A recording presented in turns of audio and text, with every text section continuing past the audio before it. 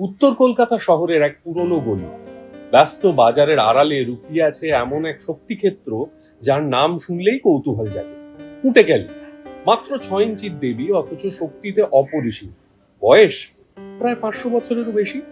শোনা যায় যখন কলকাতা এখনকার মতো শহর হয়ে ওঠেনি, গঙ্গার ধারে ছিল এক ঘন জঙ্গল। ডাকাতদের আনাগোনা, নরবলি, ভয়ের অন্ধকারে মোড়া সেই সময়ই প্রথম প্রতিষ্ঠিত হয় এই কালী মন্দিরের। পরে তান্ত্রিক মানিকচন্দ্র বন্দ্যোপাধ্যায় নিজের সাধনা শক্তিতে নির্মাণ করেন মন্দির।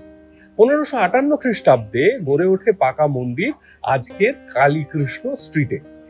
কিন্তু এর নাম পুঁটেকালী কেন? এক অদ্ভুত ঘটনা ঘটেছিল একবার।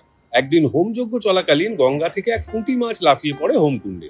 জ্বলন্ত আগুনে পড়েও সেই মাছটি মরে না, তোলা মাত্রই আবার জীবন্ত থেকে যায়। সেই থেকেই ভক্তদের বিশ্বাস, দেবী স্বয়ং অলৌকিক ক্ষমতায় সেই প্রাণ ফিরিয়ে দিয়েছিলেন। আর সেদিন থেকেই তিনি হলেন পুঁটেকালী।